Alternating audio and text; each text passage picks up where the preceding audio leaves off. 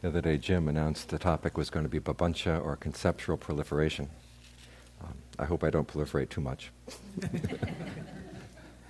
But part of the discussion today will be actually, what does this word mean, Papañca? We've probably heard it. If you've been to a meditation retreat and you've suffered an attack of yogi mind, you've been told that this was a Papañca hitting you.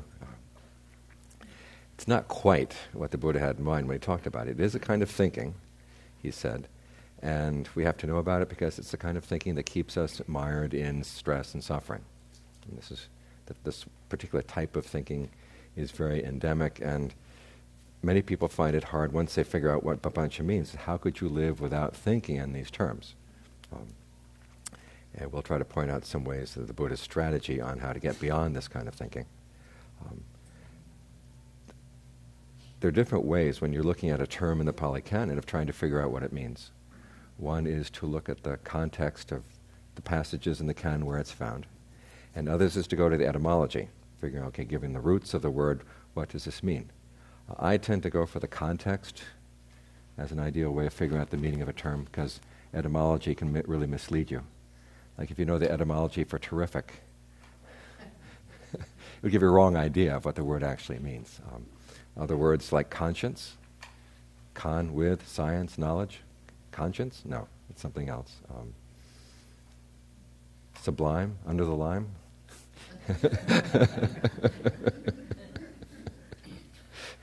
The language doesn't work that way. Even words that, and there are words that change their meaning as they go through time. I remember reading some 19th century philosophers, and they were talking about a particular kind of thought being very sophisticated. And first I thought it meant what it meant to us, i.e. that it's sort of advanced and refined and very, very detailed. Well, it turned out back in those days, sophisticated meant that it's tricky and devious, not to be trusted. And somehow in the past, 200-300 years, the word has changed its meaning. And so when we're looking at some of the Buddhist terms, we have to realize, okay, the words can change their meaning over time as well. The notion of Papañca as conceptual proliferation came from the writings of a monk named Bhikkhu Nyanananda, a Sri Lankan monk who wrote in the late 60s and early 70s, a book called Concept and Reality in Buddhist Thought. And he analyzed, basically drawing from the etymology of the word, which he derived from a word meaning diffuse or scattered, that Papañca is a kind of conceptualizing that scatters your attention and basically covers your experience of reality. It kind of stands between you and the direct experience of reality. However, as I said, when the term conceptual proliferation came west, it turned more into an account of the speed and amount of thoughts that flood through the mind, especially when you have attack of yogi mind. I was talking to a woman a couple of weeks back who said she spent an entire retreat at IMS. After reading the history of the building at IMS, she spent the entire retreat trying to figure out which parts of the building came first, which ones came later, where the orchestra played back when they had an orchestra in the mansion, and so forth. Now that's yogi mind. It's not Papañca. Okay. When you look at how the Buddha refers to Papañca in the texts, there are three features that stand out immediately. It almost always occurs in discussions of how people get into conflict. It's the kind of thinking that leads you to get into conflict with others or to experience internal conflict. So that's the first thing to keep in mind, that this is a conflictive kind of thinking. Secondly is that it's characterized by particular ways of perceiving and categorizing things. So we're not talking about the amount and speed of your thinking, but there are certain types of categories that you use when you think, certain ways of perceiving, certain perceptual patterns that you impose on the world. And this is what characterizes Papañca. And the third thing that you notice is that these perceptions and categories come out of one basic perception, which is the thought that I am the thinker. In other words, once you start reading a sense of I am the thinker behind your thoughts, see yourself as the agent of thinking, okay, you've started Papañca. You've started the categories for Papañcizing, you might say. And then it spreads out from there. Now, based on this, I've been using more recently years the translation objectification. We have a basic stream of consciousness, and we start reading objects into it. I am the thinker, and then from there, there's the needs of the thinker that are going to cause the conflict. So why would identifying yourself as a thinker lead to conflict? When you make yourself the thinker, you're making yourself an object. There is this being here who is doing the thinking. And to be a being, in the Buddhist terms, we'll get into some of the readings later on, just want to give you an overview right now. To be a being is basically a result of clinging and obsession. You start obsessing about certain things and you cling to them as you or yours. Of course, if you've heard about the 5 aggregates, you know that this is probably the thing, these are the things that you cling to, these are the things you obsess about. And the word clinging is interesting because it can also mean feeding. You feed off of form, you feed off of feelings, you feed off of perceptions, fabrications, and consciousness. Not only that, but the being itself, once you've created this sense of a being, every being needs to feed. There's a sort of catechism for novices. It has questions, what is 1, what is 2, what is 3, what is 4, on up to 10. And some of them are pretty predictable. What is 5? You've got the 5 aggregates. What is 4? You've got the 4 Noble Truths. What is 3? You've got 3 kinds of feelings. What is 2? You have name and form. The really interesting one is what is 1? And it doesn't say that all beings are one. It says all beings subsist on food. This is the characteristic mark of being a being, is you got to eat in order to maintain that sense of the being. If you identify with this body, then you've got to feed the body. You identify with certain states in your mind, you've got to feed those. The Buddha actually talks about 4 different kinds of food. Only one of them is physical food. The other 3 are contact, consciousness, and then intention. We feed off of our intentions, we feed off of sensory contact, we feed off of acts of consciousness. So given the fact that we need to feed, we need a world to feed in. So our sense of the world also gets defined by how we define ourselves. What kind of world is relative to our needs, the kind of feeding that we want to have. I mentioned the other night, my brother's an alcoholic, and this relates to the fact that once you've got a certain kind of food that you want, you're in your own particular world, and even though we're sitting in the same room, we're all in different worlds. We brought my brother to visit the monastery one time. As we're driving into the town, he picked up very quickly where alcohol was on sale in the town. This was not part of my world, And we drove past Fat Ivor's rib rack. And first question from him was, "Can I borrow the monastery car tomorrow night?" And I said, "No, you stay at the monastery. Keep you dry for at least one night." Okay. So whatever kind of food that you begin to obsess about, that's the world you're going to live in. Now, of course, once you're feeding, that means you're going to get into conflict with other people who also want to feed on the same stuff, one way or another. You can get into conflict over material things. You can get conflict over views. This is going to be one thing we're going to be talking about, is how we tend to feed on views, and then this leads to a conflict, and my view has to be right and your view has to be wrong. Basically, we get involved in turf wars of one kind or another. And that basically comes down to what the Buddha calls becoming, having this sense of yourself in a particular world of experience. Whenever you create that sense of self in that particular world, that's a state of becoming, and the Buddha says there's always going to be suffering there. So this is the second kind of conflict that arises from this. The internal conflict is this continual need to feed, the continual need to establish your boundaries of this particular world, and to maintain not only the being, but also that particular world, your source of food. You've got to keep track of it. The suffering here, of course, is the fact that feeding is a never-ending process. After you eat for a while, then you get empty again, and then you have to feed up again, then you get empty again, and it keeps on going and going like this. And there's always that concern, where is the next meal coming from? And this is not only physical food, but again, emotional food as well. So the conflict here is both the conflicts we get into with other people and the conflicts we have within ourselves, based on this process of becoming, which comes out of this original perception, I am the thinker. And once you've established that identity, then you've got to establish the world in which you're going to be conflicting with other people who are also thinkers and also needing to feed that sense of being that they've created around their thinking. Now the question, is it possible to think without using these categories? And the Buddha's answer is yes. Instead of looking at the world in terms of things, you look at it as processes. There are processes happening. The primary example of this, of course, is dependent co-arising. His teaching on the processes that lead up to suffering. Now, a couple of the readings will be mentioning dependent co-arising today. I don't want to get into in a lot of detail on that process, but just to look at the fact that the Buddha says it is possible to think in terms of processes and avoid this kind of conflictive thinking, and eventually to gain release from suffering altogether. So you basically change the terms in which you're going to be thinking. It's not that you stop thinking, it's that you think using different terms in different categories. For instance, with dependent co-arising, one of the salient features of this teaching is that the Buddha never talks about this as something happening within you or within a world. It's more like the process of this is how your sense of the world arises, this is how your sense of yourself arises. So you begin to look at your sense of self not so much as a solid thing, but as an activity, something that comes about through certain processes that you can direct in skillful or unskillful ways. Similarly with your sense of the world.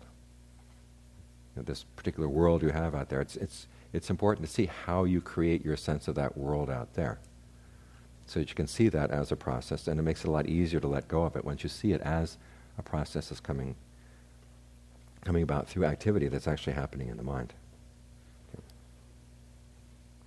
Okay. And this also explains, if any of you have seen the book Skill and Questions, there's a whole series of questions that the Buddha always refused to answer. And these are the ones that are framed in terms of what happens to myself. Am I going to be annihilated when I get rid of enlightenment? I've heard a number of people afraid what's going to happen to them when they get enlightened. And the Buddha always says, don't worry. It'll be good, okay? But he refused to answer whether you continue to exist or don't continue to exist or both or neither. We'll talk a little bit about why he says that. Largely because these questions are thinking in terms of Papañca. They're thinking in terms of this objectification. And the Buddha wants you to get to think in different terms. So you can actually see your experience as processes. I'd like to stop for a minute just and ask, are there any questions on what I've said so far?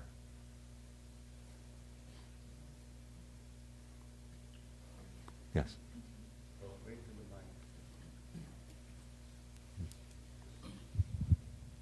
Could you clarify the term objectification for me?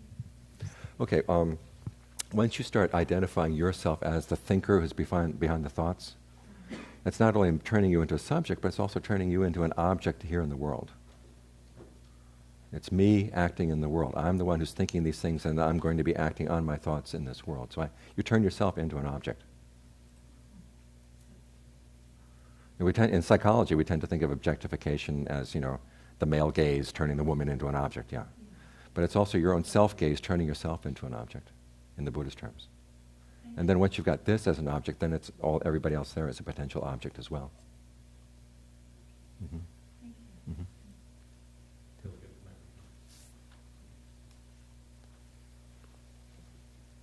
So, just to make for myself become clear, the ancient meaning of the term Papañca, I think you said, is not that it means proliferated thinking, but it's more like wrong view thinking of things, and for instance, in terms of being solid objects instead of changing processes. Right. It's basically, this is the kind of thinking the Buddha would classify as coming under a wrong view. Now, it does turn out that the Buddha himself actually will use this kind of thinking as mundane right view. Because as we find with so many other things in the Buddhist teachings, there are certain processes and certain ideas that you will have to use as tools on the path before you let them go. And the Buddha says, as long as you're stuck in Papañca, I'll give you some good Papañcizing to do. I mean, good ways of thinking in terms of yourself and the questions that come up around the self, so at least it'll get you focused on the path. And then when your focus gets more on the direct experience in and of itself, then you can drop those ideas and just look at the processes that are happening. Thank you. Please, there's a question over here. So how does this current definition you have differ from the Pali term manyati, which I think you translate as conceiving It's discussed in Majjhima Nikaya number 1. Okay, conceiving is just basically holding to the idea that I am. And Papañca refers to the whole set of perceptions that builds off of that. So it's more elaborative. It's more elaborate, and this is where the proliferation actually does come in. You can see there is that side to this, that the concepts do proliferate out. Once you've got yourself, then you've got food, then you've got world, and then all the other questions that come about what's the nature of the world out there, what's my nature, how do these interact? All of that comes under Papañca. There is another use of the term Papañca that goes back, and it may be contemporary with the Buddha, was that in the theory of how you create a work of art, you start out with the nimitta. That sets up a red flag for a lot of meditators right there. You start out with this theme that you have in mind of what you want to get across to the audience. And then the Papañca is how you basically turn that idea into a physical reality. Now that involves elaboration and involves all the intricacies of taking a basic idea and then working out all the implications. So you can see where the idea for proliferation or elaboration or complication, these are some of the other translations you hear, you can see where it would come in. But I think the Buddhist term here is particularly in the fact that you are turning not only yourself into objects, but everything else gets turned into an object, which is where this differs from conceit. Yeah, thank you. Yeah. There's a question back here. Yeah, we were having this kind of... Green light's on? Yeah. Oh, there we go. Yeah, okay. I was understanding in Christian religion they call things God, and I'm wondering if that's like an objectification of maybe what we would consider in Buddhism the process of right action, right knowledge, right, the Four Noble Truths. I mean, would that be like, is God objectifying the process of life? Well, again, it's objectifying the idea there has to be a creator out there. And this is one of the questions that will grow out of, if there really is a world out there, where does it come from? What created it? And then the idea that some people say you've got to have a creator, and other people says the idea of a creator doesn't make any sense. Either way, once you start getting into the question, you're already in the territory of Papañca, of objectification. So what would I tell all my religious, people? I mean, what's a good argument to have with them for my understanding? I've always been curious. I'm trying to get that myself, but I just wondered what your... There's something called the Thai smile.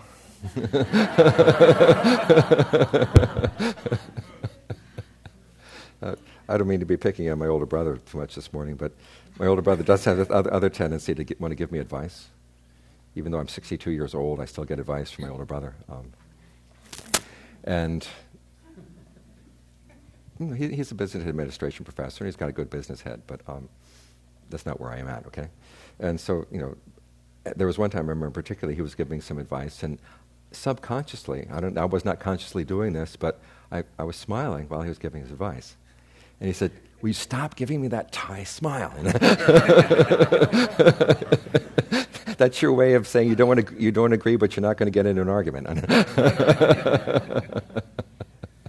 So, yeah. The BPS dictionary uses the term diffuseness. Mm-hmm. How does that fit in? Well, that's one of the possible ways of doing an etymology for Papañca. There's one Pali root, I've forgotten exactly what it is, but relates to kind of diffusion or spreading.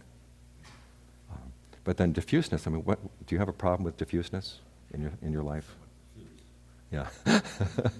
But when you look at what the Buddha is saying, does diffuseness cause conflict? Does diffuseness come out of the idea that I am the thinker? This is one of the problems of using etymology to find out the meaning of the word. I mean, there's another etymology that was proposed recently. The word pancha in the Papañca is the Pali word for five. So somehow this is fiving things. And the explanation comes that, well, in the Brahmanical explanation of how the universe got started, things start from one, and then they go into five, and then from five they spread out. So they were saying that's possibly a way that the Buddha might have meant Papañca. But And what you've got with the Buddha here is saying you've got these 5 things, you've got the 5 aggregates, and you're trying to make one thing out of them, and that's Papañca. So that's not 5ing, that's 1ing. If you want to get technical. Okay. So again, looking to the etymology for the meaning of the word, I think can be very confusing. Yes.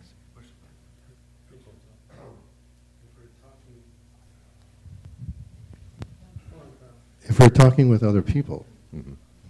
we're using terminology that our ordinary friends and acquaintances have no idea what we're talking about. Mm-hmm. If your question, I'm not thinking, and a response might be, well, if you're not thinking, who's thinking? Who's thinking? So when we're talking with other people, we are going to be lost in this, in our conversations. This is why the Buddha does have useful Papañca. He's not saying that you don't get involved in it at all, but there's skillful ways of using Papañca as you're on the path. And one of them is if you're going to talk to other people, you've got to use their language. And again, the Buddha's not saying that you would replace the idea that I am the thinker with the idea that there is no thinker here at all. That too is Papañcizing. You're making a statement outside of the level of your reality, saying there's nothing behind here. Well, you don't know if there's nothing. You don't know if there is something. What you do know is you've got the direct experience right now, and he's wanting you to focus directly on that.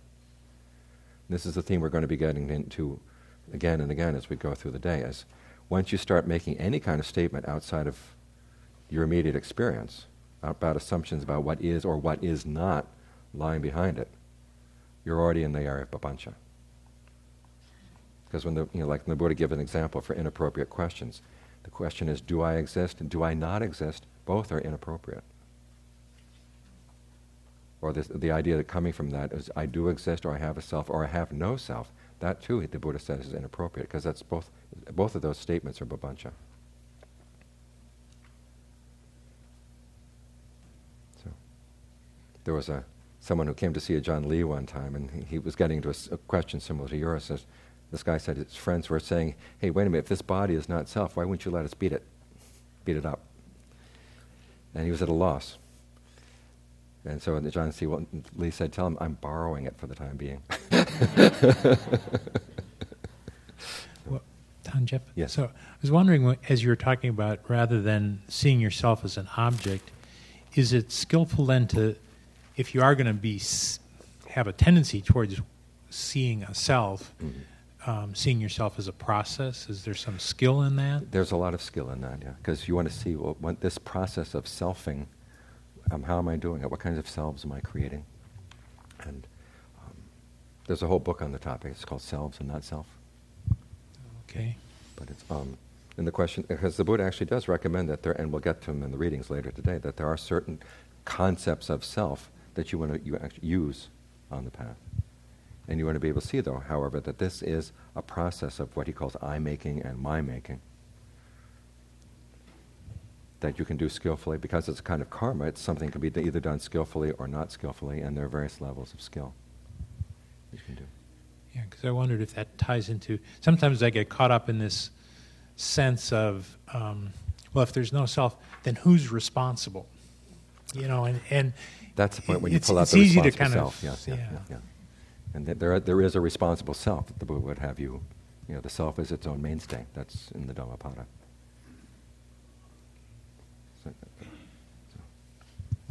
But a lot of times, it's once you've got the question often demands a particular answer, and that's why the Buddha has you look at the question first. Is this a question worth asking, or worth answering?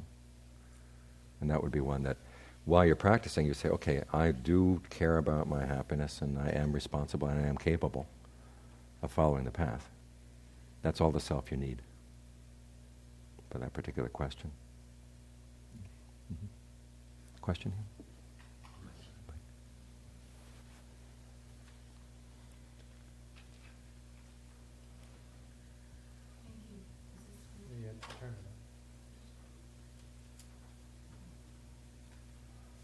Is it working? Yes. Okay, so I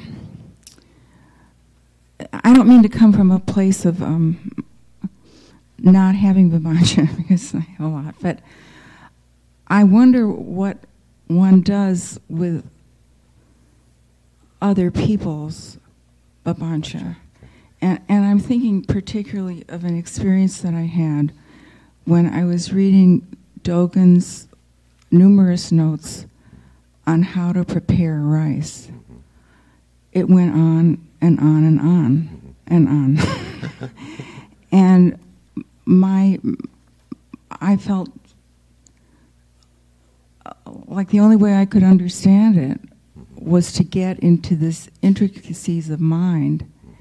And I understood that his motivation was mindfulness everywhere. That it was coming from a deep motivation. But the mindfulness everywhere practically got into what to do with every single grain of rice. And interestingly, it was connected to food. Yeah. And I've always, that has always been like, that particular passage in Dogen has always been a stumbling block for me. Getting into the intricacies of his mind and just getting all wound up or saying, this is great and I honor it. And well, you can also look at it as a rhetorical strategy. A lot of Dogen was talks that he gave to the monks. And you probably had some of the monks saying, why the hell am I stuck in the kitchen? And he's saying, okay, look, there's a lot of deep dharma to be found in the kitchen, and if you don't believe me, I'm going to let you know. And so you have to read it in context. Uh-huh. Okay, thank you. Is that it? Okay, let's go on to the next section of the talk, introductory talk. I have a couple of questions about what kind of things do we actually read into our experience that would count as Papañca. First is the question of whether there is a material world out there behind our experience. You've probably, if you ever had any philosophy classes in college, there was a debate between the realists and the idealists. The idealists saying there really is a world out there, and the idealists saying that it's all a figment of our imagination. We have no proof that there's anything out there that we can say for sure it really exists. So that's one way. And once you get involved in that question, you're already into Papañca.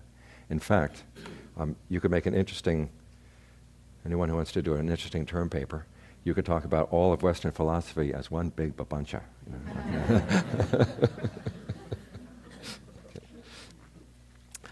There's another question about who is this in here? Do I have a self? Do I not have a self? The questions that go along with that. Then there's also the question about what about the me in the world out there? Do I really have a role in the world out there? Is there any contact between me inside and the world of experience I have outside?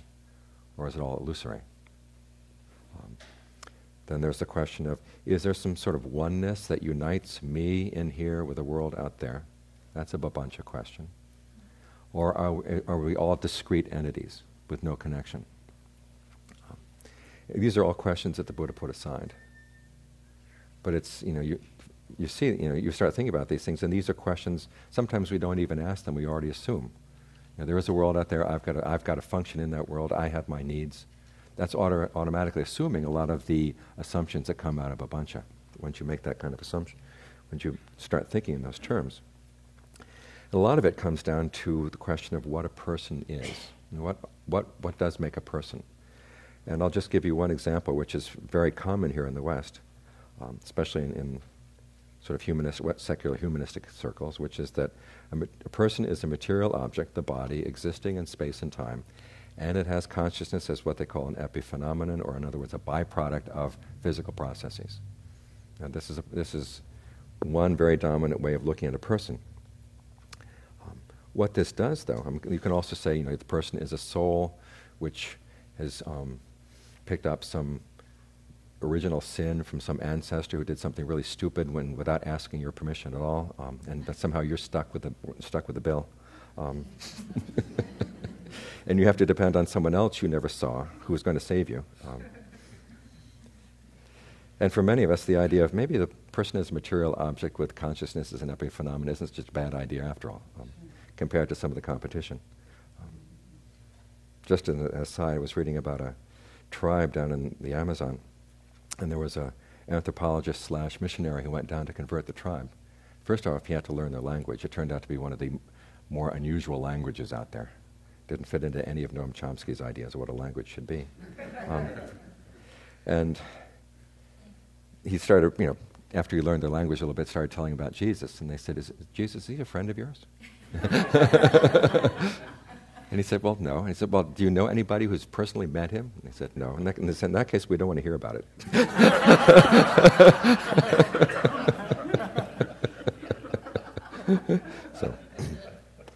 So anyway, back on topic. Okay, suppose you accept the idea that you are a material object, this body, existing in space and time, and consciousness is a epiphenomenon, a byproduct of a lot of physical processes. Now what this does is that you're giving priority to you as it would be seen by somebody else. This is the way the world looks at you. They see you as a material object, and they see you moving around and behaving as if you have consciousness. Okay. Now what this does, of course, is this places a lot of limitations on what you can do and what you can know. In fact, a lot of the postmodern critique of modern views of personhood come down to this, is that it's somebody outside is imposing their idea of what you are on you. And all too often we accept it, many times without question. The Buddha's critique, however, goes even further by saying any way that you're going to define yourself is going to put a limitation on you. Once you start defining yourself as I am X, I am either physical or not physical or whatever, you're going to be placing limitations on yourself. So let's look at some of the limitations that come from this. In addition to placing limitations on what you could know, it means that your consciousness is going to end. If the physical body ends and consciousness is a product of physical processes, that means death is the end of you. You have no way of knowing if there's anything that exists outside of space and time. This places severe limitations on which you can have objective knowledge of. Because after all, this consciousness you have that you're experiencing, if it's the product of physical processes, what's to tell you that an idea that you have has any truth at all? Or is it just the fact that you had bad digestion, that you got that idea? T.S. Eliot raises this question in one of his poems. He talks about a great sense of oneness and unity he was feeling. He was wondering, is this actually an experience of God, or is it just because I had a good dinner?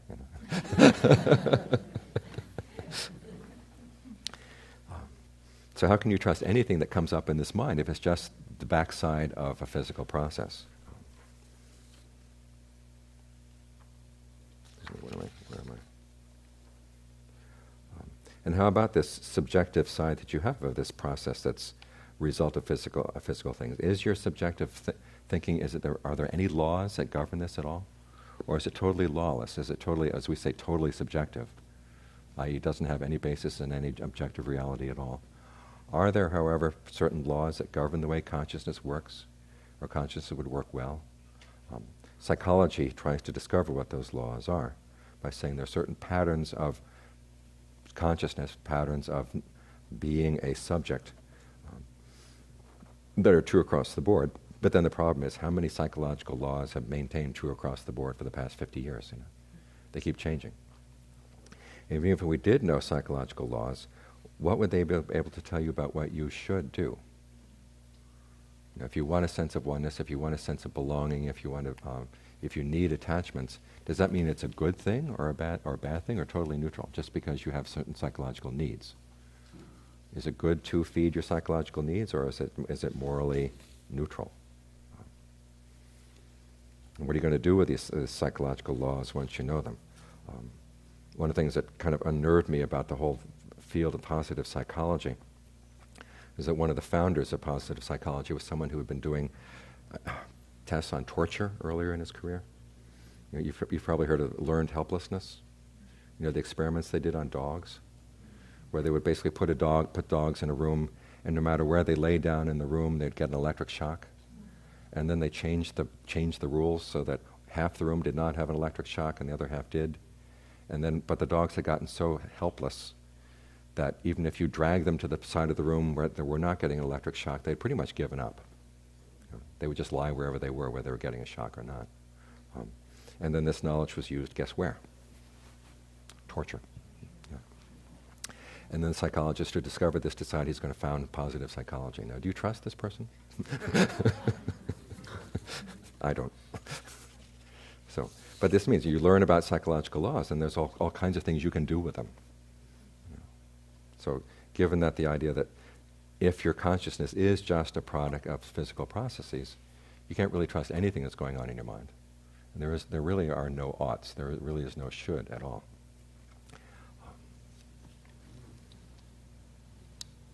So, but if you're described in this way, do you feel that this covers everything that can be known about you? If you allow yourself to be defined this way. What about your experience of your experience?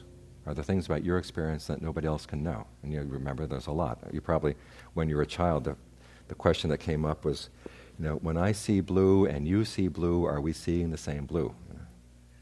Does my blue look like your orange? Nobody knows. There's no way of ever proving this one way or another. This gives you a sense of at least there's something in there that is totally yours. There's no one else can share with you. That's a trivial example. The really important example, of course, is pain. No one else can look at you and know about how much pain you have. The doctors can look at your body and say these certain things are wrong with the body, and they can imagine that you would have pain, but they don't know how much pain you're suffering. You have many cases of people, the doctors run all the tests, they can't find anything wrong with you, and yet you're in severe pain. So the pain is a totally subjective experience, something that cannot be accounted for by any of the explanations that your consciousness is just a byproduct of the body. I mean, you can say, okay, if I cut your leg, you are going to feel pain, but how you feel pain, what the pain feels like, nobody else can know. This is your own personal knowledge. Now, the study of this side of consciousness is called phenomenology. It comes from the Greek word phenomena, which means appearance. This is how things actually appear to you. And then in the West, phenomenology has gotten involved in all kinds of intricate questions about how to describe reality if you take it from this point of view. From the Buddhist point of view, there is one question that is really important, is how do we put an end to pain? Pain is something that only you experience, but you can put an end to it. And so he wants you to look directly at the experience of pain. And one of the Buddha's more radical teachings is that you don't have to know anything about what lies out there or what lies in here. Just look at the processes that you can see happening to your awareness, and you will find enough that you can work with so you can put an end to pain. And this is why he has us look in this particular way. So when he's looking at dependent co-arising, he's looking at causes as they're directly experienced. This would be a kind of phenomenology. And again, with a purpose, there is a purpose to this, which is to put an end to pain, put an end to suffering. Okay.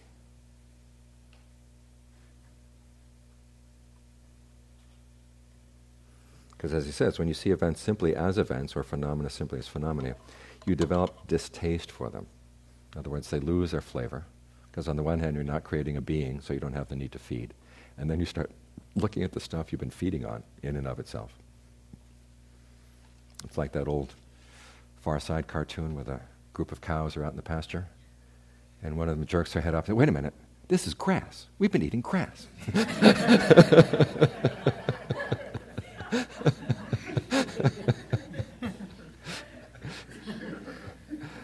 I was in France last year, and I mentioned that cartoon to a group of people, and they just looked at me.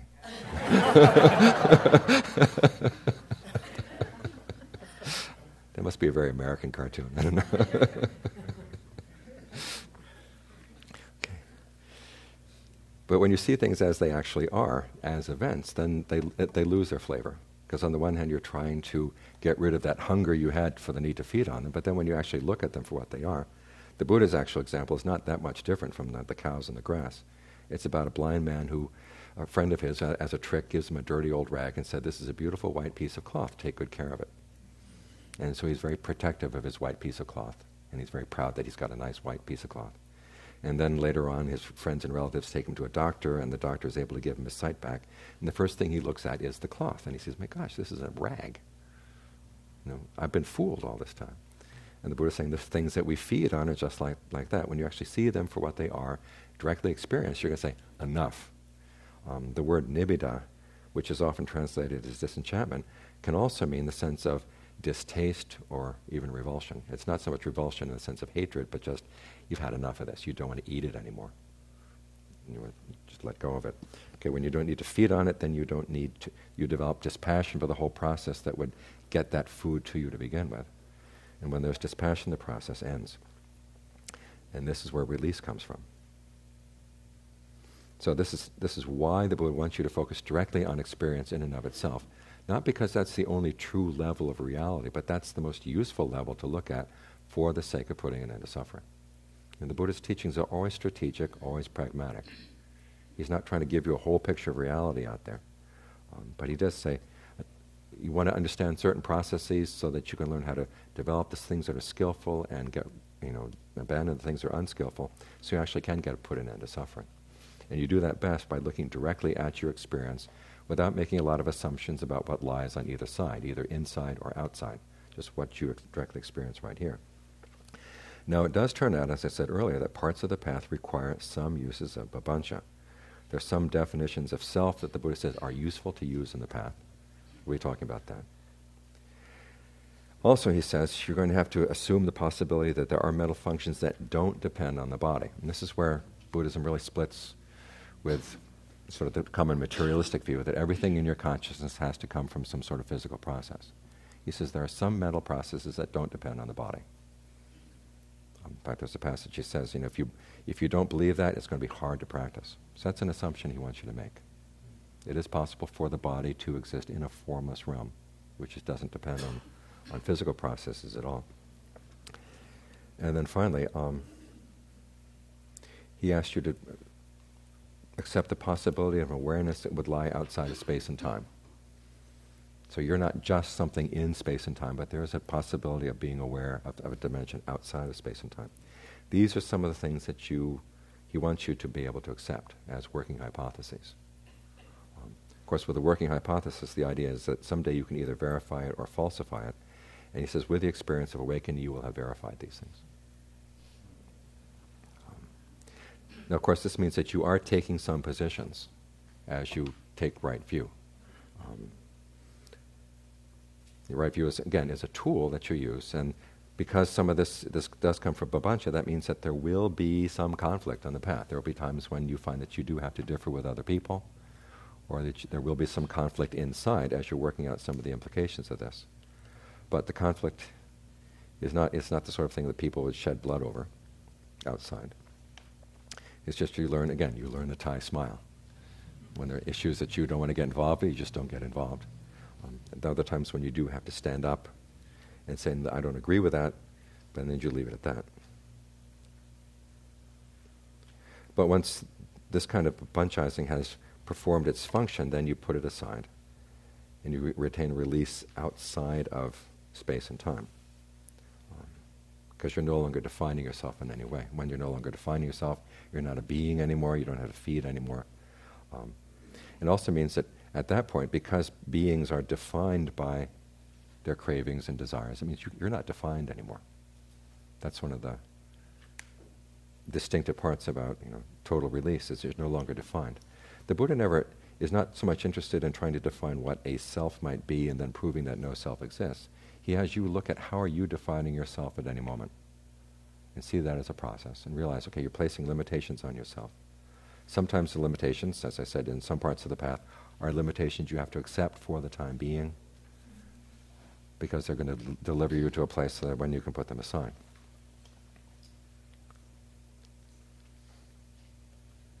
And then finally, there's a distinction here. The question is, well, once someone becomes an arahant is no longer defined, does this mean that they don't have any concept of I at all? Now, there's a difference between the concept of I and the concept I am. This is important. I is a marker. I am is a metaphysical assertion. Like if you give an arahant something to eat, she will know where to put it. In her mouth, not your mouth, okay? Unless you ask for it. So this means that, okay, arahants can still function. It's just that they don't require the metaphysical assumptions on either side, or the Papañca assumptions on either side, that most of us take for granted in our ways of thinking.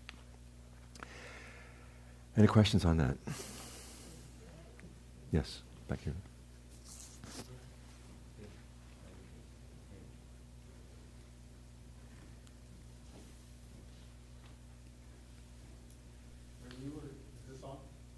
Point it straight at your mouth. Ice cream cone, straight at your mouth. There's a green light on. No, it's a yellow light. Ah, green light. Yes. When you're talking about pain, were you referring to emotional, psychological? Because not physical pain, as I understand it, that you can't just be free of physical pain if you've got it in your body. Well, we're talking about the basically mental pain. Okay. But in either case, I mean, no one can feel your physical pain either. Yeah. Not even Bill Clinton. When you said you could be completely free of pain, it was not physical pain. Okay, the arahant, because the arahant is no longer feeding on the body, it's also he or she is no longer feeding on physical pain, which means the pain is there, but it's separate in the awareness. Yes. Right behind you.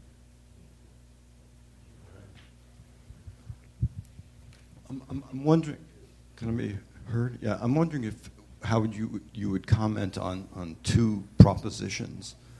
One would be that, let me mention them both. One would be that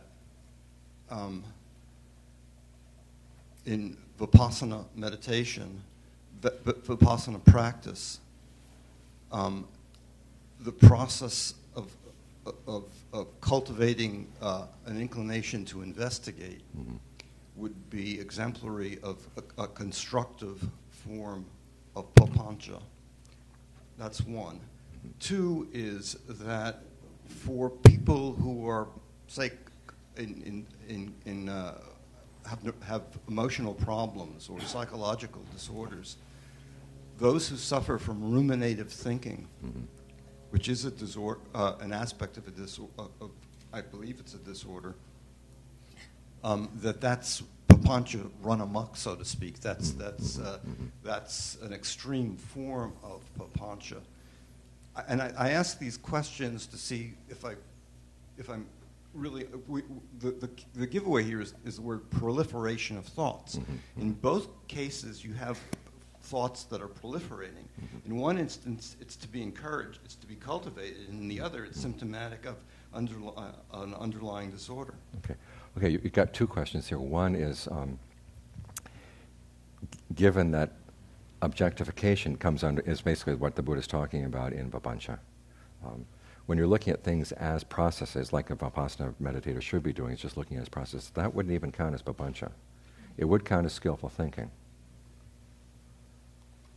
as long as the I is not involved there, or the I am the thinker is not involved there. But in other words, it's the categories or the perceptions you're using to understand what you're thinking about. That's what determines whether something is Papañca or not. You mean, for instance, just to dwell on that for a second, that I recognize, without I am experiencing the recognition of a familiar process, and I remember from past occasions it's arisen under these circumstances. These same circumstances are arising again. There's no I involved there. It's just a careful noticing of patterns. Okay, there may be, but then of course, the idea that I experienced this a while back, that's a Papañca right there. But then it's useful. Then it's a useful process. Right. Yeah. And now, what about the other, the more pathological? Well, it's pathological. And a lot of that thinking does tend to be about what kind of person am I. And I'll just read you a list in one of the readings we're going to get to later on. These 18 craving verbalizations. Let's see. I am here, I am like this, I am otherwise, I am bad, I am good, I might be here, I might be like this, I might be otherwise, may I be here, That's Papañca. Yes.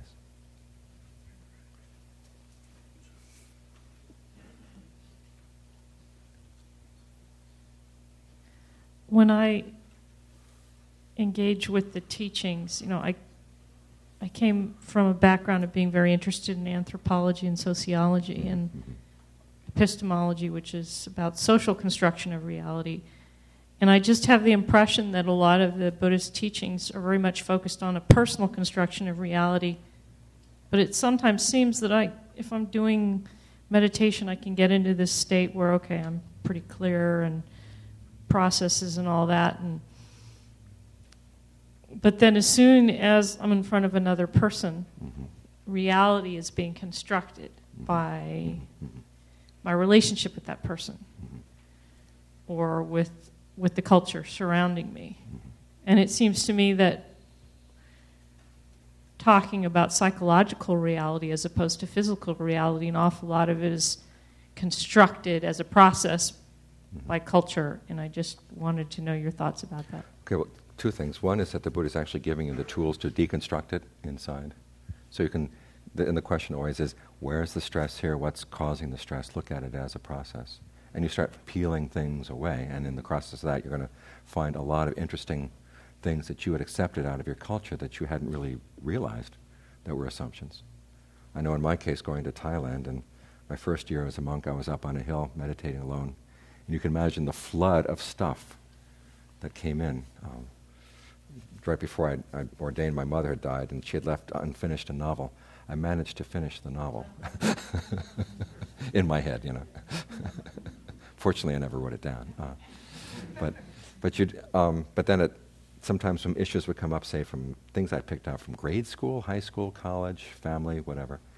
And I go down and I talk to my teacher about them, and sometimes he'd give me some very wise advice, and sometimes he would look at me like, where the hell did you get that issue, you know? And just having someone look at me like that was really bracing, you know. Then begin to realize, okay, that was just a social construct that I was. So you're saying that some of these things that were of great concern to you in a Thai context just didn't make any sense at all? Made no sense at all, yeah. And so that was good to give me some distance from them as well. Because what the meditation does is, you can also think of it as kind of like a rite of passage. This is one thing we lack in our culture, is the ability to step back from our childhood for a while and just step out and be away from society for a bit and get our heads together about what we really believe. Meditation is like that. Gives you a chance to step out. Now, when you're stepping back in and dealing with other people, you want to be able to, on the one hand, you want to be able to talk to them. You speak their language. But you can start seeing, okay, when they are casting their fishing line at you. And you just got to make yourself, uncatchable. In other words, you can speak their language, but you don't have to believe their language.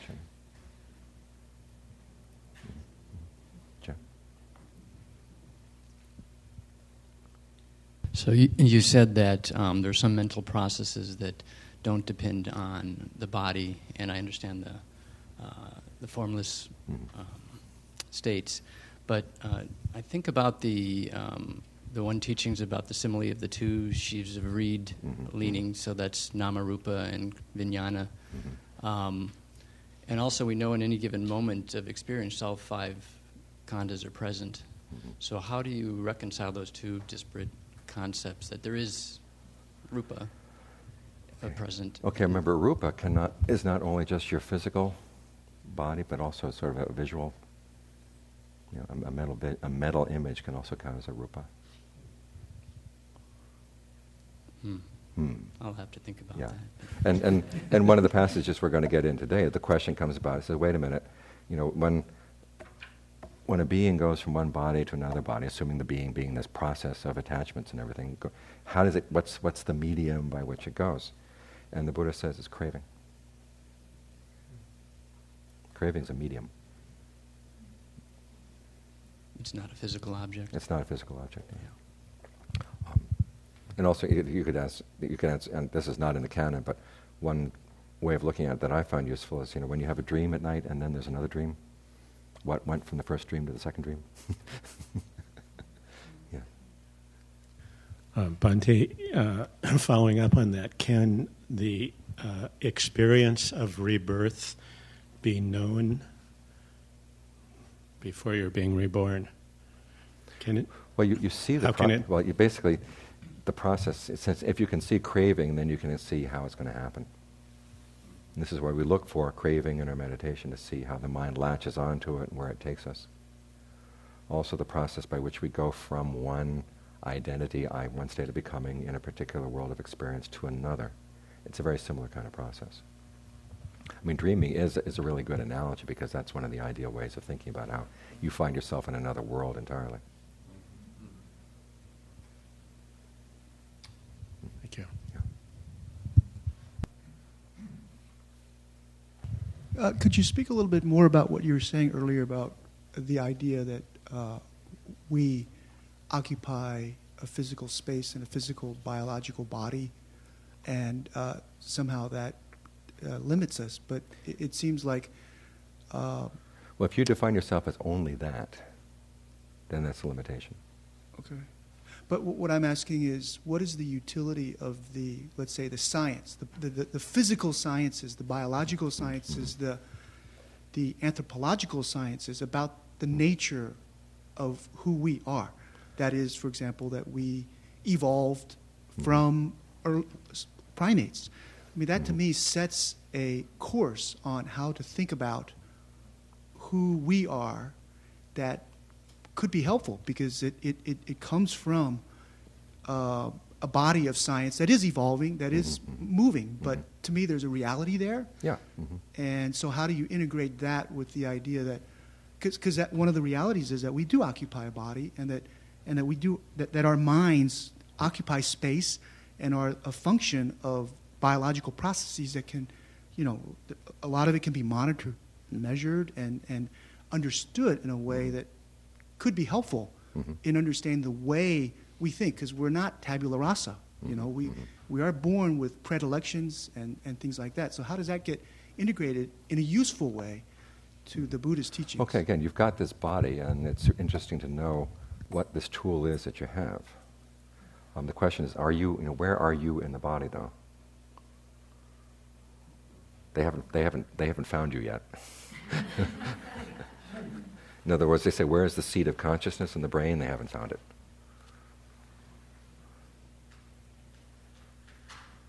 What you can learn, though, is you can learn a lot about certain urges come on because of physical needs.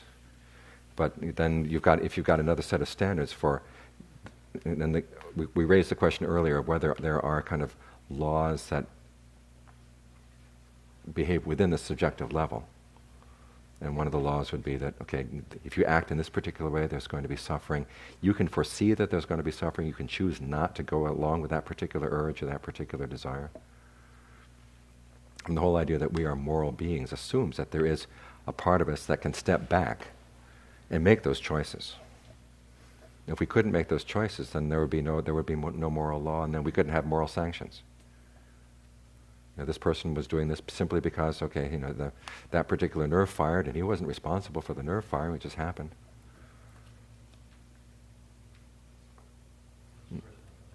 So you have to, from the point of view of the practice, we have to assume that there's more than just the physical processes going on, or consciousness is not just an epiphenomenon of the brain.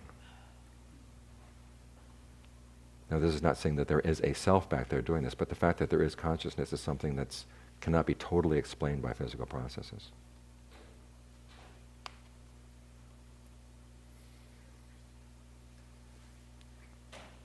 So you can integrate the knowledge you get from anthropology and these other. This body is. I have no problem with thinking, that my ancestor was an ape.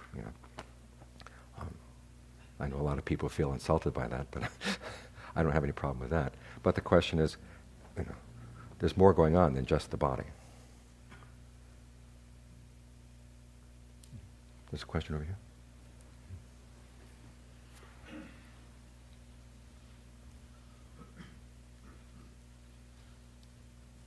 Hi.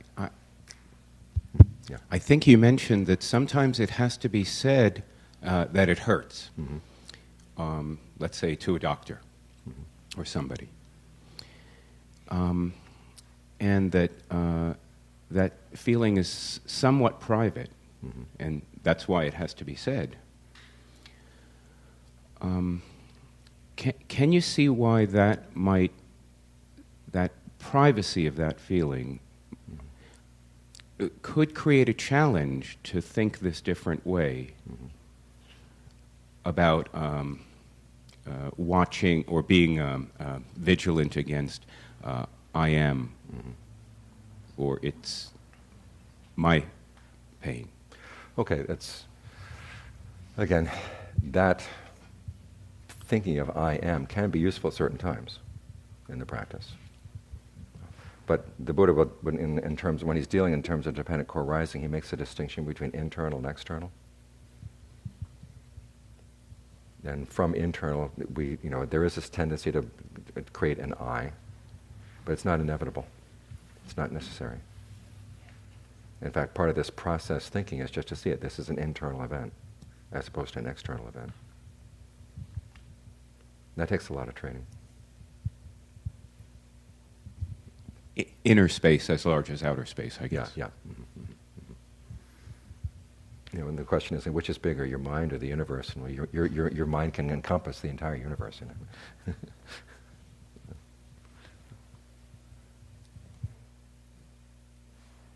Anything else? Yes.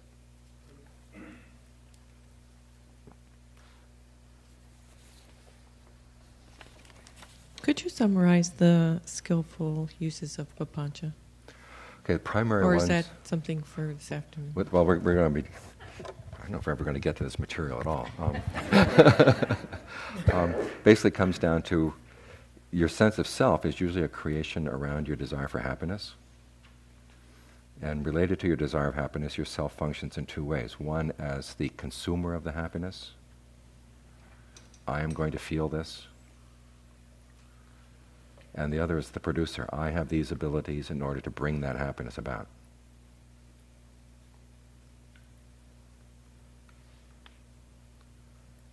And so these two functions of self function with regard to every desire we have.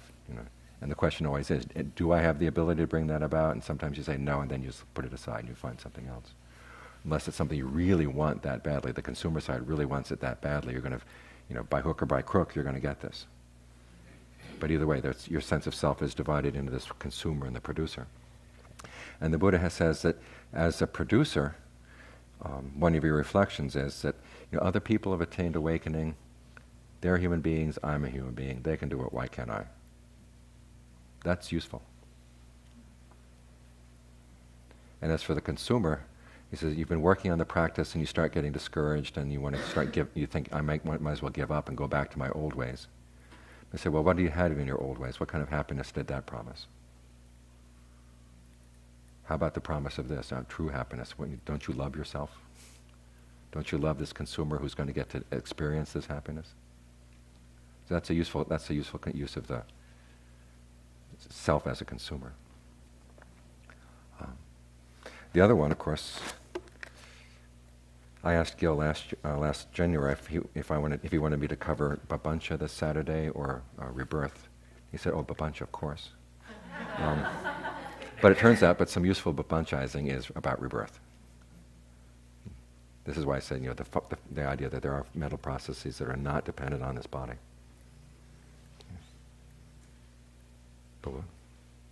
So those are the three main ones. Okay.